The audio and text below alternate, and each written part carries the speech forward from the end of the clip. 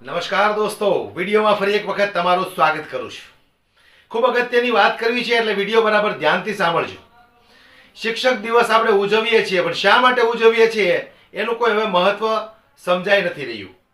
જે રીતે ભારતીય જનતા પાર્ટી છેલ્લા 30 વર્ષના શાસનની અંદર શિક્ષણને કાયમ ખતમ કરતી જઈ રહી છે, ત્યારે ગાંધીનગરની અંદર છેલ્લા કેટલા સમયથી લોકો કાયમી ભરતી થવા માટે, જે શિક્ષકો કાયમી ભરતી થવા માટે રસ્તાઓ પર ઉતરીને આંદોલનો કરે છે, ધરણા પ્રદર્શનો કરે છે, સરકારને નોટિસો આપે છે, સરકારને આ લોકો અરજીઓ કરે છે કે અમારી કાયમી ભરતીની તારીખ આપો.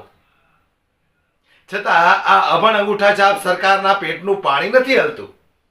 કારણ કે એ લોકોએ નક્કી કરેલું છે કે અમારી ભારતીય જનતા પાર્ટીની અંદર 90% અભણ અંગૂઠા છાપ નેતાઓ છે, તો જનતાને ભણીને શું કામ છે? અને ગુજરાતના ગૃહમંત્રી 8 પાસ છે. વિચાર કરો તમે, 8 પાસ ગૃહમંત્રી જે રાજ્યના હોય એ રાજ્યની અંદર શિક્ષણનું શું મહત્વ હોય?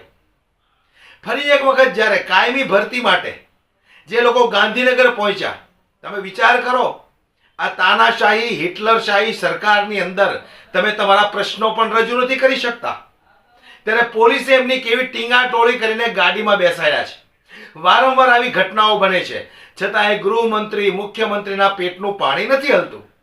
મેં કહ્યું એમ, આ લોકો રોજ ને રોજ શિક્ષણ કેવી રીતે ખતમ થાય એ જ વિચાર કરે છે. કારણ કે ભણી ગણીને જો આગળ વધશો તો કાલ સવારે તમે એને સવાલ પૂછશો.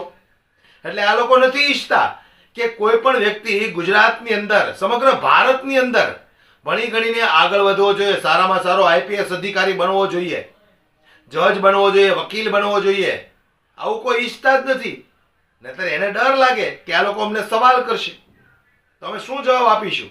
કારણ કે અત્યાર સુધી આ લોકોએ ભ્રષ્ટાચાર જ કર્યો છે, જવાબ આપી શકે એમ પણ નથી.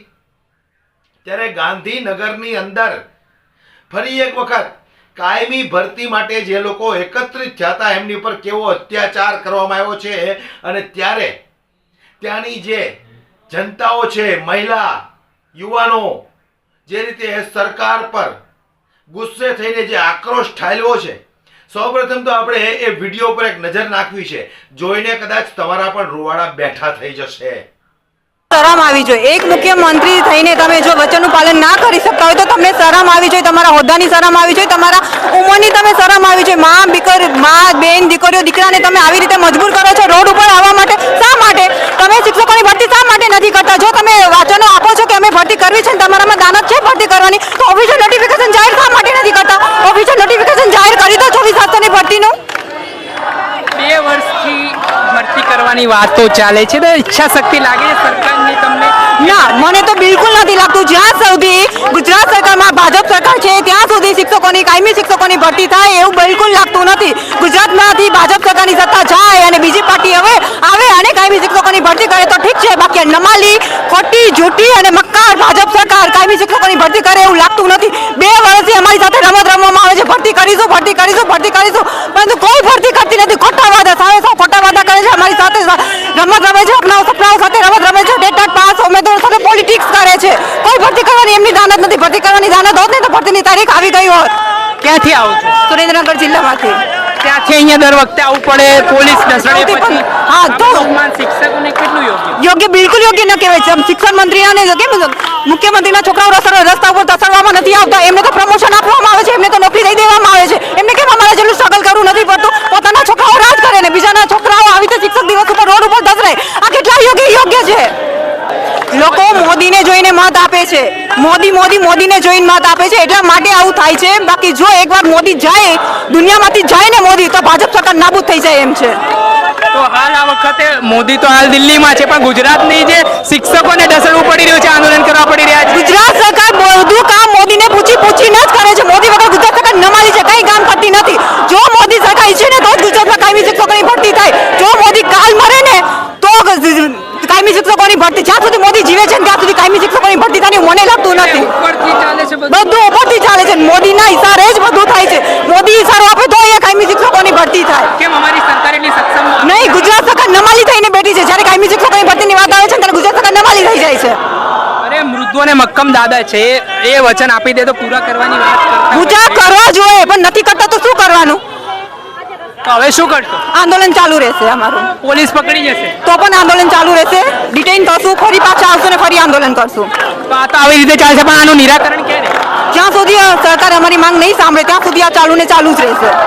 શિક્ષણ મંત્રીને શું સંદેશો આપશો? શિક્ષણ મંત્રીને એક જ સંદેશો આપી છે કે તમે જે વાયદાઓ કર્યા છે અને જે વચન આપ્યું છે એ પૂરા કરો અને નમાલા વેરા છોડો. તમે કાયમી શિક્ષકની ભરતી માટે નમાલા વેરા શા માટે બતાવો છો? કાચમાની ગતિ શા માટે કામ કરો છો?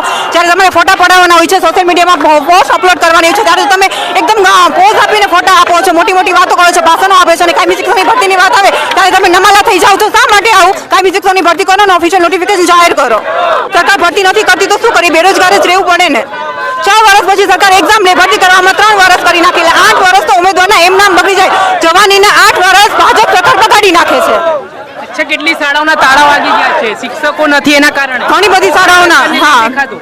દિવસે દિવસે સરકારી શાળાઓ બંધ થતી જાય છે. ઘણી શાળાઓને તાળા લાગી ગયા છે. આ એક છે ને ષડયંત્ર છે. સરકારી શાળાઓ બંધ કરવાનું અને કાયમી શિક્ષકની ભરતી નહીં કરવાનું મોટા પાયે ષડયંત્ર ચાલે છે. અને એ ષડયંત્રનો ભોગ અમે તેટલા પાસ ઉમેદવાર બનીએ છીએ.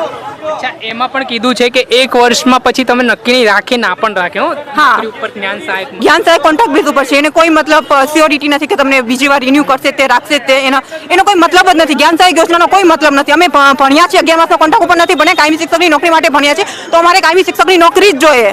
તો રાજકીય નેતાઓને કોન્ટ્રાક્ટ ઉપર રાખી દઈએ. હા, એ તો ચાલે.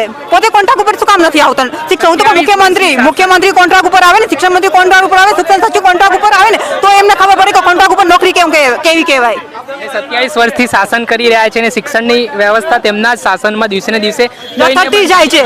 કેટલા વર્ષોથી ગુજરાતમાં શાસન ચાલે છે ભાજપ સરકારનું, પરંતુ દિવસે દિવસે શિક્ષણ વધવાની જગ્યાએ દિવસે દિવસે સ્કૂલો ઓપન થવી જોઈએ, ખુલવી જોઈએ. એના બદલે શિક્ષકો છે રસ્તા ઉપર આંદોલન કરે છે, સ્કૂલો બંધ થતી જાય છે. શિક્ષણ છે ગુજરાતનું શિક્ષણ કથળતું જાય છે કેમ કે ભાજપ સરકારને શિક્ષક અને શિક્ષકોમાં બિલકુલ ઇન્ટરેસ્ટ નથી. બાળકોમાં, સ્કૂલોમાં અને શિક્ષકોમાં એમને રસ નથી. એમને પોલિટિક્સ કરવામાં, ખુરશી કરવામાં અને વોટથી મતલબ છે. ગુજરાત વિકાસ મોડેલ છે, દેશમાં ગાથાઓ થાય છે વિકાસ મોડેલ ગુજરાતની ને આજે શિક્ષકોને આંદોલન કરવા પડે છે, ઢસડવા પડે છે. તો આ વિકાસ મોડેલને કઈ રીતે જોઈ રહ્યા? આ વિકાસ મોડેલ છે. તમે જો એકવાર ગુજરાતમાં આવીને જો તમને વિકાસ દેખાશે. છોકરીઓને રોડ પર ધસડવામાં આવે છે. આ ગુજરાતનો વિકાસ છે. છોકરીઓના કપડા ઊંચા નીચા થાય છે, એનું અંગ દેખાય છે, એનો વિડીયો આખા ગુજરાતમાં જાહેર થાય છે. મા બાપ આ વિડીયો જોઈને રોવે છે. આ ગુજરાત વિકાસ છે. આ જ ખરેખર ગુજરાતનો વિકાસ હોય ને તો આવો વિકાસ છે ને ક્યાંય ન થવો જોઈએ. બેન, આપના ઘરેથી દબાણ કે હવે તું ના જતી, હવે તું મૂકી દે, નહીં કરું, કેમ કે ઘણા બધા વિડીયો તમારા આવતા હોય, સમાજમાંથી પણ તમને ટોણાઓ આવતા હોય કે ભાઈ આ બધું શું કામ? પોલીસ સામે તમને વાત ભીડવી પડે. સમાજની વાત કરું તો કઈ નહીં, મેરેજ માટેના પ્રપોઝલ આવતા બંધ થઈ ગયા છે કે આ છોકરી માથા મારે છે તો કોણ એની સાથે મેરેજ કરે? તો કાંઈ વાંધો નહીં, અમારે નોકરી જોઈએ છે, અમને નોકરી આપો અને લડતા રહેશું. સમાજને જે કેવું હોય કે ફેમિલીને જે કેવું હોય કે પણ અમે લડત ચાલુ રાખશું. તો જોયું ને તમે, આ લગભગ 1.5 વર્ષથી આ લોકો કાયમી ભરતી માટે લડી રહ્યા છે. કાયમી ભરતી નથી કરતા આ લોકો, શિક્ષકોની ભરતી નથી કરતા. આટલી શિક્ષકોની અછત હોવા છતાં આ લોકો શિક્ષકોની ભરતી શા માટે નથી કરતા એ જ સમજાતું નથી. શું પગાર આપવો પડે એટલા માટે? તો પગાર તમે ક્યાં તમારા ખિસ્સાનો આપો છો? જનતા જે તમને ટેક્સ આપે છે, જે વેરાઓ ભરે છે, એમાંથી તમે પગાર આપવાના છો. તમને જે કાંઈ ફંડ આપે છે એ તો તમારી તિજોરીમાં તમે નાખો છો. સરકારના ટેક્સ આવે છે, આ જનતાના ટેક્સ આવે છે, વેરાઓ આવે છે, એમાંથી થોડુંક તો કામ જનતા માટે કરો. અત્યારે જે રીતે કાયમી શિક્ષકની ભરતીને લઈને જે લોકો 1.5 વર્ષથી મથામણ કરી રહ્યા છે ત્યારે વિચાર કરવા જેવી વસ્તુ છે. આ સરકારના પેટનું પાણી કેમ નથી હલતું? તો સીધી વાત છે કે સરકારને ભણતરમાં 1% પણ રસ નથી. જો આવી અભણ અંગૂઠા છાપ સરકાર તમારે જોતી હોય, તમારા બાળકોને આપવી હોય તો કમળનું બટન દબાવવા રાખજો. અમને કોઈ તકલીફ નથી. બાકી જાગૃત થવું હોય તો જાગૃત બની જજો. જય હિન્દ.